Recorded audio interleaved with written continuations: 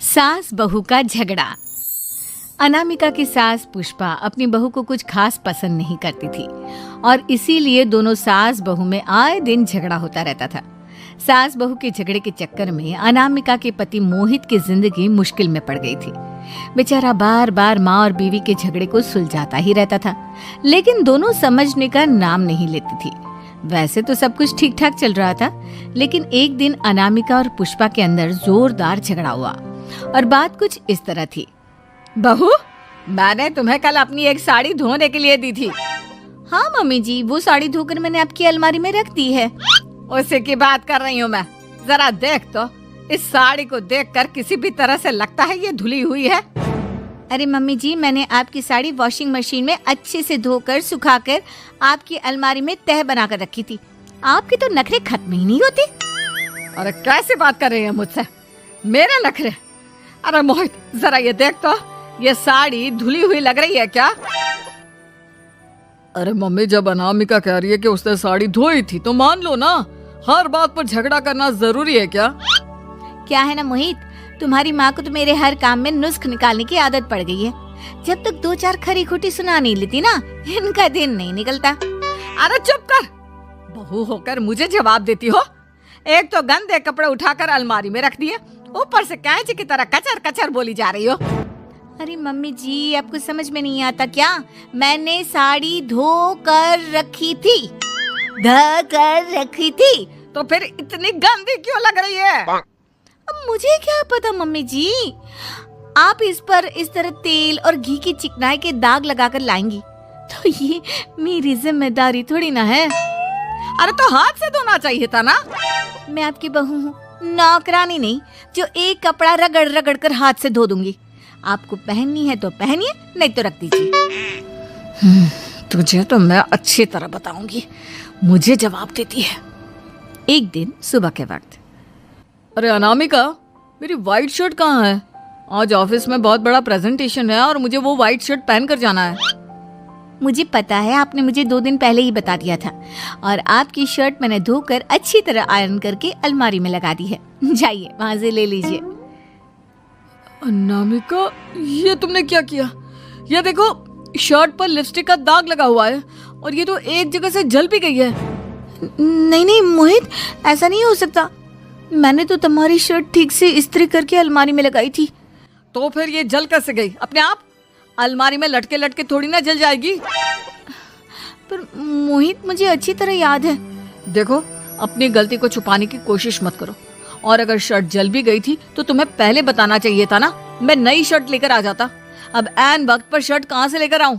मेरा इतना important presentation था, सब खराब हो जाएगा। अरे बेटा, क्यों परेशान होता है? ये देख, मैंने तेरे लिए पहले से ही एक नई व्हाइट शर्ट ला कर रखी है। लेकिन मम्मी, आप मेरे लिए व्हाइट शर्ट क्यों लेकर आई? अरे मुझे पता था तेरा प्रेजेंटेशन होने वाला है और अपनी इस बहू पर तो मुझे बिल्कुल भी भरोसा नहीं। क्या पता मेरी साड़ी की तरह तेरी शर्ट भी गंदी करके रख देती। और देख, वही हुआ ना। बेटा, सारी टेंशन छोड़ और ये नई शर्ट पहन कर जा। थैंक यू मम्मी, आज तो आपने बचा लिया मुझे। कुछ दिनों के बाद, अरे अनामिका, जानती हो, ऑफिस में मेरा जो दोस्त है ना अमर, आज उसका बर्थडे है और उसे तुम्हारे हाथ का चॉकलेट केक बहुत पसंद है। थोड़ा सा बनाकर टिफिन में रख दो ना प्लीज। हाँ हाँ, क्यों नहीं। मैं बहुत अच्छा केक बनाकर आपके दोस्त के लिए रख दूंगी। तुम्हारे हाथ का खाना खाकर तो वैसे ही मेरे ऑफिस के सारे लोग इतनी तारीफ करते हैं, क्या बताऊं। प्लीज एक अच्छा सा केक और बना दो, मेरी तो ऑफिस में शान बढ़ जाएगी। अनामिका केक बनाने के लिए रख देती है। पुष्पा चुपचाप जाकर उस पे ढेर सारा नमक डाल देती है। देख अमर, तेरी भाभी ने तेरे लिए चॉकलेट केक बनाकर भेजा है, तुझे बहुत पसंद है ना? यार, तू बहुत किस्मत वाला है, भाभी इतना अच्छा खाना बनाती है और साथ में केक भी। वैसे भाभी को थैंक यू बोलना। थैंक यू बाद में, पहले तो ये केक खा कर देख। बहुत मेहनत से बनाया है अनामिका ने। अरे यार, इस केक में तो बहुत सारा नमक है। लगता है भाभी ने शक्कर की जगह खूब सारा नमक डाल दिया है। अरे मोहित, तू तो अपनी बीवी की कुकिंग की बहुत तारीफ करता फिरता है। जरा पूछना अपनी बीवी से, केक में नमक कब से डलने लग गया। क्या यार, तुझे भी मेरा ही जन्मदिन मिला था बिगाड़ने के लिए। केक नहीं लाना था तो मत लाता, कम से कम मुझे इस तरह नमक वाला केक तो नहीं खिलाता। अरे नहीं यार, अनामिका ऐसा नहीं कर सकती, जरूर कुछ गड़बड़ हुई होगी। घर जाने के बाद अनामिका, अगर तुम्हारा केक बनाने का मन नहीं था तो ना बनाती, लेकिन मेरी बेइज्जती करवाने की क्या जरूरत थी? अरे आपकी बेइज्जती, ये आप क्या कह रहे हैं? मैंने तो सुबह आपको इतने अच्छे तरीके से केक बना कर दिया था। हाँ, लेकिन उसमें इतना सारा नमक डाल दिया था कि आज ऑफिस में मेरा अच्छा खासा मजाक बना है। मेरे सारे दोस्त हंस रहे थे मुझ पर। अरे बेटा, मैंने तो तुझे पहले ही समझाने की कोशिश की थी। एक नंबर की गैर जिम्मेदार है ये लड़की, कोई काम ठीक से नहीं करती। उस दिन भी गंदी साड़ी रख दी थी मेरी अलमारी में और झूठ बोल रही थी। कुछ दिनों के बाद अनामिका देखो, मैंने अपना लैपटॉप चार्जिंग पर लगाया है, उसे अच्छी तरह चार्ज होने देना। मेरी एक अर्जेंट मीटिंग है, प्लीज बीच में से हटाना मत। हाँ हाँ ठीक है, मैं नहीं हटाऊंगी। पुष्पा चुपचाप से जाकर चार्जिंग का बटन बंद कर देती है। थोड़ी देर बाद, अरे ये लैपटॉप चार्ज क्यों नहीं हुआ? और ये बटन किसने ऑफ कर दिया? अनामिका इधर आओ। क्या हुआ? क्यों चिल्ला रहे इतना? अनामिका, मैंने तुमसे कहा था ना, मेरा लैपटॉप चार्जिंग पर लगा हुआ है, मेरी अर्जेंट मीटिंग है। तुमने इसका स्विच ऑफ क्यों कर दिया? अरे मैंने ऐसा कुछ नहीं किया, मैं क्यों स्विच ऑफ करूंगी? कुछ दिनों से देख रहा हूँ अनामिका, तुम मेरा हर काम बिगाड़ देती हो। देखो, ये अच्छी आदत नहीं। कम से कम तुम्हें इस बात का तो ध्यान रखना चाहिए था कि मेरी कितनी इंपॉर्टेंट मीटिंग थी। अब क्या करूंगा मैं? आई एम सॉरी मोहित, लेकिन सच में मैंने जानबूझकर कुछ नहीं किया। अगर जानबूझकर नहीं किया तो क्या सब कुछ अपने आप हो जाता है? कभी मेरी शर्ट जल जाती है, कभी केक में नमक डल जाता है। आप मेरी बात क्यों नहीं सुनते? मैंने जानबूझकर कुछ नहीं किया। फिर से वही बात। अरे कितनी बार तुम्हें समझा चुका हूँ, इस तरह मेरा काम बार बार मत बिगाड़ा करो। तुम जानती हो मुझे कितनी प्रॉब्लम होती है। ऑफिस में तो पहले ही बेइज्जती करा चुकी हो, और अब ये मीटिंग, ये भी मेरे हाथ से निकल गई। अनामिका की समझ में कुछ नहीं आता कि आखिर उसके साथ ये सब क्या हो रहा था और क्यों हो रहा था। फिर कुछ दिनों के बाद मोहित अपने ऑफिस से कुछ फाइल लेकर घर आता है। अनामिका, ये कुछ फाइलें हैं, इन्हें संभाल कर रख दो, और प्लीज इस बार ध्यान से, कोई गड़बड़ी नहीं होनी चाहिए। नहीं मोहित, कोई गड़बड़ी नहीं होगी। मैं सारी फाइल्स अलमारी में लॉक करके रखूंगी और चाबी अपने पास रखूंगी। अनामिका, जरा अलमारी की चाबी तो देना। क्यों मम्मी जी, आपको क्या काम है? उसमें मोहित की जरूरी फाइल रखी है और मैं नहीं चाहती कि इस बार कोई भी गड़बड़ हो। पता नहीं कुछ दिनों से हर काम खराब हो जाता है। अरे मुझे उसमें से पैसे निकालने हैं और उसके बाद ले लेना अपनी चाबी। मैं खा नहीं जाऊंगी तुम्हारे पति की फाइल। अनामिका को अपनी सास पर शक होता है। चाबी देने के बाद वो चुपचाप छुपकर अपनी सास की हरकत देखती है। ये फाइलें उठाकर डस्टबिन में डाल देती हूँ, फिर देखना कैसे मोहित इसकी खबर लेगा। इस बार तो छोड़ेगा नहीं इसे। वैसे भी पहले मैंने जो कुछ भी किया है उसकी वजह से अच्छी खासी डांट पड़ी है, मजा आ जाएगा। अच्छा तो ये बात है, सारा काम मम्मी जी बिगाड़ देती हैं, वो भी इसलिए क्योंकि मेरा उनसे झगड़ा हो गया है। सास के जाने के बाद अनामिका मोहित को बुलाकर लाती है। क्या हुआ अनामिका, क्या दिखाना है? ये देखिए, आपकी फाइल डस्टबिन में पड़ी हुई है। इसीलिए तो कहा था संभाल कर रखना, और तुमने उठाकर ये फाइल डस्टबिन में डाल दी। मैंने नहीं, तुम्हारी मम्मी ने डाली है, मुझसे बदला लेने के लिए, ताकि तुम मुझे डांटो। और अगर मैंने डाली होती तो मैं तुम्हें दिखाने के लिए बुलाकर तो नहीं लाती ना। सही कह रही हो, मैं अभी मम्मी से जाकर बात करता हूँ। थोड़ी देर बाद, मम्मी सच सच बताइए, मेरी फाइल अलमारी में से निकालकर डस्टबिन में आपने डाली थी ना? अरे अपनी माँ पर इल्जाम लगाता है, शर्म नहीं आती तुझे? मैं इल्जाम नहीं लगा रहा हूँ मम्मी, जो सच है वही पूछ रहा हूँ। अब जल्दी से बताइए आपने ऐसा क्यों किया? अरे तो क्या करती, तेरी बीवी मुझसे झगड़ा करती है, उल्टे सीधे जवाब देती है, मुझे उससे बदला लेना था। अरे मम्मी, लेकिन आप दोनों के झगड़े के चक्कर में मेरा कितना नुकसान हुआ है, ये कभी सोचा आपने? मम्मी जी, अगर आपका बदला पूरा हो गया हो तो आइंदा ऐसी कोई हरकत मत करना, क्योंकि अब आपकी सच्चाई हमारे सामने आ चुकी है। यह तो वक्त ही बताएगा मैं क्या करूंगी और क्या नहीं। मम्मी जी, कहा ना आप ऐसा कुछ नहीं करेंगी। अरे मेरी जो मर्जी आएगी वो मैं करूंगी। मेरा सर घूम रहा है। सास बहू के झगड़े में मेरी जिंदगी का तो कचरा हो गया है, कचरा। सास की तो सुननी ही नहीं जी, सास की तो सुननी ही नहीं है। कई बहू ये गांठ बांध लेती है। बहू जरा गेहूं छत पर सूखने डाला, रवि से बोलकर छत पर रखवा दिया है, कपड़ा भी बिछा है, बस फैलाना है। अरे सब कर दिया था तो फैला भी देती, मैं कैसे जाऊं ऊपर? क्यों, पैर में मेहंदी लगी है क्या? नहीं, जबान पर दही जमी है। जबान पर तो लग नहीं रहा कि दही जमी है। सारा दिन पकड़ पकड़ करती रहती है, जबान तेरी कैंची जैसी चलती है, करम चली। बहू सास से नफरत करती थी, लेकिन सास उसे बहू की तरह ही देखती। पता नहीं पापा ने क्यों इस घर में मुझे बिठा दिया। बोला था साफ साफ, नहीं होता मुझसे ये सास ससुर वाले घर में रहना। अरे बाहर पैकेट में मिलता है आटा, तो क्या जरूरत है गेहूं पीसने की?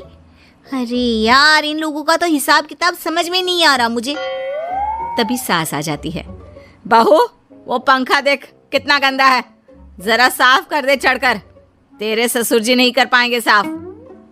अरे माँ जी, ये सब लड़कियों के नहीं आदमियों के काम होते हैं, कल इनसे करवा लेना, मैं चली सोने।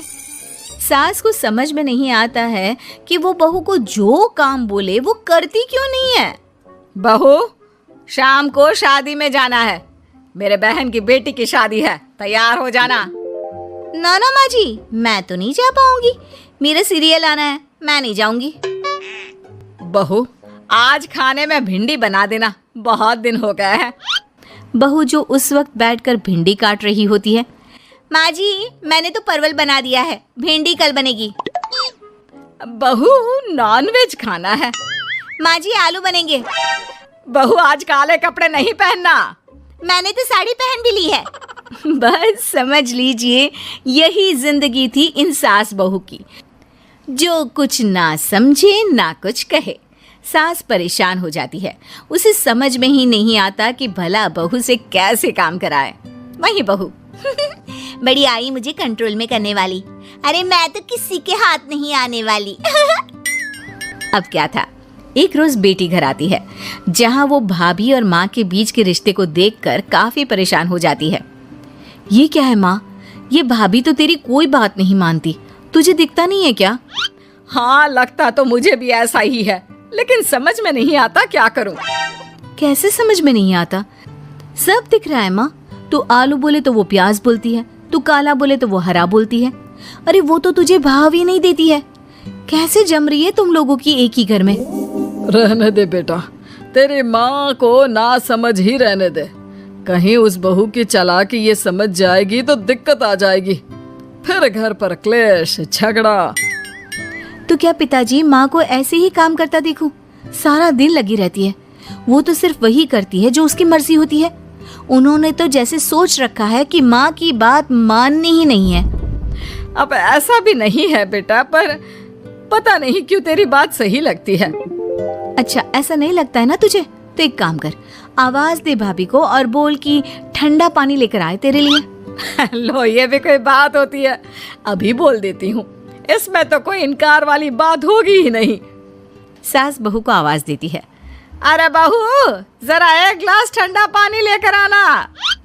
बहू पानी लेकर तो आती है, लेकिन खौलता हुआ। माँ जी ठंडा पानी तो है नहीं, पानी के नाम पर बस यही है घर पर, पी लीजिए। ये बोलकर बहू वहां से चली जाती है। देख लिया माँ, मैं ना कहती थी। अब और देख, अब तू भाभी को बोल कि आंगन की लाइट जो बंद है उसे जला दे, क्योंकि बाहर अंधेरा हो रहा है, शाम का वक्त है। इसमें तो वो मना नहीं करेगी, क्योंकि ये तो सच ही है, बाहर तो अंधेरा हो ही रहा है। रुक बहू, ओ बहू जरा आंगन की लाइट तो जला दे, रवि के आने का वक्त हो रहा है और बाहर अंधेरा है। बहू अंदर से ही बोल पड़ती है, अरे सासू माँ कैसी बात कर रही हैं? उनकी कार की लाइट होती है ना, वैसे भी बिजली का बिल बहुत आता है, मुश्किल होता है, अब कौन उठकर लाइट जलाए, अंधेरा ही रहने दे। बेटी अंदर से भाभी की बात सुनकर हंसने लगती है। देखा, मैं ना कहती थी कि वो तेरी कोई बात नहीं मानती है, देख लिया ना। हाँ लग तो रहा है, लेकिन मेरे लिए कोई बड़ी बात नहीं है इसे लाइन में लाना। अरे मैं भी सास हूँ, जब तक सह रही हूँ, ठीक है? जहाँ अपने में आ गई ना तो।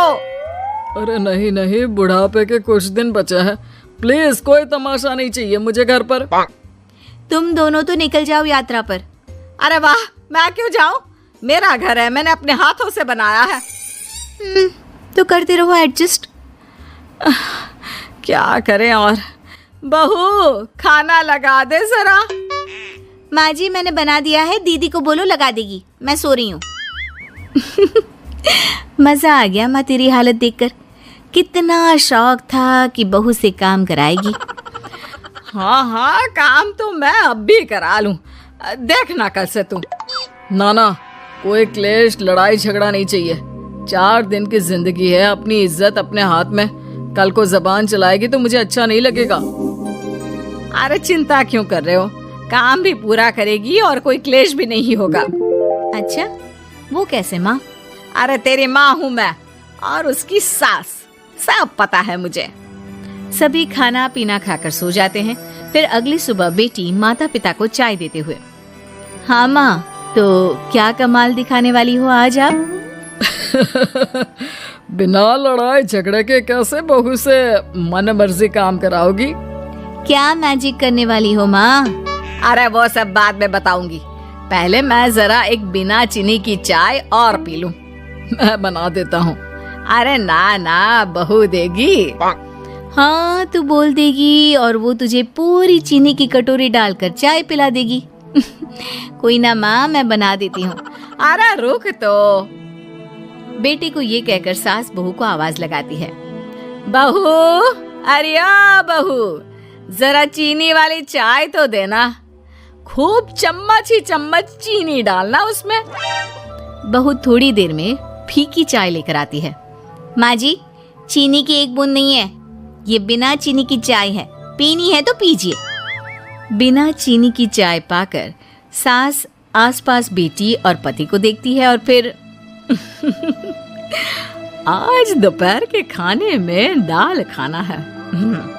बहू, आज दिन में सब्जी बनाना, दाल खाने का बिल्कुल भी मन नहीं है। लेकिन ये क्या, दिन के खाने में सास के सामने आ जाती है दाल। ससुर और बेटी मन ही मन मुस्कुरा रहे होते हैं। अरे वो खाने से पहले खाने वाली दवाई थी ना, वो तो मैं खाना ही भूल गई। बहू, जरा कल से याद दिला देना। अब क्या था, सास का हर काम पूरा होता, बस सास उस काम को उल्टा करने को बोलती। ना घर में कोई लड़ाई, ना झगड़ा। लग रहा है सासू माँ क्लेश के डर से मैं जो दे देती हूँ उसी में खुश रहना सीख गई है।